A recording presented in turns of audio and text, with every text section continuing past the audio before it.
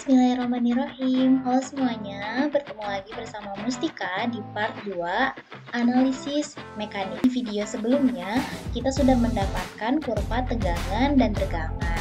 Nah, di video kali ini kita akan membahas interpretasi data dari hasil analisis yang sudah kita lakukan. Kurva stress strain ini di mana kita sudah mendapatkan nilai P, nilai M, dan nilai D. Jadi apa sih hubungannya dengan bahan yang sedang kita analisis?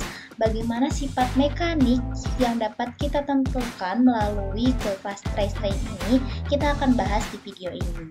Jadi teman-teman, uji tarik ini merupakan salah satu sifat mekanik dari suatu bahan. Nah, kata Bill Mayer tahun 1971, kekuatan tarik ini dapat menggambarkan kekuatan tegangan maksimum spesimen untuk menahan gaya yang diberikan. Pengujian kekuatan tarik akan menghasilkan kurva tegangan, regangan, atau kurva stress strain yang sebelumnya kita sudah dapatkan. Di sini kita mengenal ada beberapa sifat mekanik dari suatu bahan. Ada yang lunak dan lemah. Masing-masing bahan memiliki kurva yang khas atau berbeda. Misalkan dari kurva yang sebelumnya kita sudah dapatkan, ini untuk baja contohnya. Kita dapat menyesuaikan dengan sifat bahan yang sudah menjadi teori. Ada yang lunak dan lemah, keras dan getas, lunak dan ulet, keras dan kuat, keras dan ulet. Nah, kira-kira kurva yang kita buat ini lebih mirip ke yang mana sih? Kita akan bahas di sini. Teman-teman, kita dapat menentukan data yang sebelumnya kita analisis dengan teori tentang bahan polimer berdasarkan sifat mekanik. Nah, di sini tuh ada sifat mekanik dari bahan. Jika nilai modulus yangnya tinggi, terus dia itu memiliki sifat mekanik hard and brittle. Kemudian jika nilai titik Y atau yield stress-nya ini tidak, untuk hard and brittle itu tidak ada. Untuk hard and strong itu nilai titik Y-nya tinggi, hard and taut tinggi, soft and taut rendah. Ini bisa disesuaikan di sini. Nah, kita bahas di sini.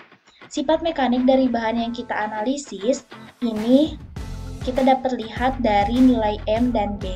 Dari kurva sebelumnya, ini adalah potongan yang saya buat. Nilai M 668, sekian dan B-nya 577, sekian. Ini tuh menunjukkan nilai M ke B lebih dari 5%. Dimana jika dilihat, jika nilai titik M ke B ini lebih dari 5%, artinya material mengalami deformasi plastik. Maka kita bisa menentukan sifat mekanik dari material yang kita analisis, yaitu baja, memiliki sifat mekanik plastis dengan alasan nilai M ke B-nya lebih dari 5%. Nah, sekarang kita sudah mengetahui sifat mekanik dari bahan yang kita analisis. Kemudian kita dapat menentukan nilai modulus Young dari kurva stress strain. Nah, apa sih nilai modulus Young? Nah, nilai modulus Young ini merupakan nilai yang menggambarkan apakah benda tersebut semakin kaku atau akan semakin lunak. Ini dapat ditentukan dari nilai modulus Young.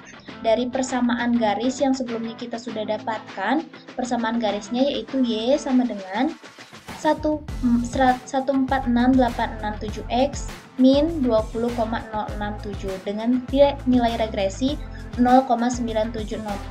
Nilai modulus yang ini diambil dari nilai yang paling linear pada kurva. Kita dapat melihat di mana nilai yang paling linear ini itu ada yang diberi tanda berwarna orange ya, yang sebelah sini. Data ini kemudian dibuat persamaan garis yang mana regresinya harus mendekati 1. Nah, garis yang berwarna oranye ini memiliki regresi 0,9704. Jadi kita sudah bisa menentukan nilai modulus Young dari persamaan garis yang kita tarik dari garis yang berwarna oranye. Kita dapat nilai modulus Young yaitu sebesar 146867 atau 146.867. Ini itu merupakan nilai yang besar karena yang kita analisis sendiri itu memang baja ya. Baja Semakin besar nilai modulus yang, maka benda tersebut akan semakin kaku. Artinya, butuh gaya yang sangat besar untuk meregangkan benda tersebut. Dalam hal ini, kita dapat melihat kurva dan nilai modulus yang sifat material benda ialah hard and brittle. Nah, kemudian kita dapat mengetahui beban maksimum pada titik M. Di kurva sebelumnya, beban maksimum ini dapat kita ketahui dengan rumus Fmax dikali dengan area. Kita mendapatkan fungsi max strength-nya itu di 0,66, sekian-sekian dengan area 31,869022 sekian milimeter persegi.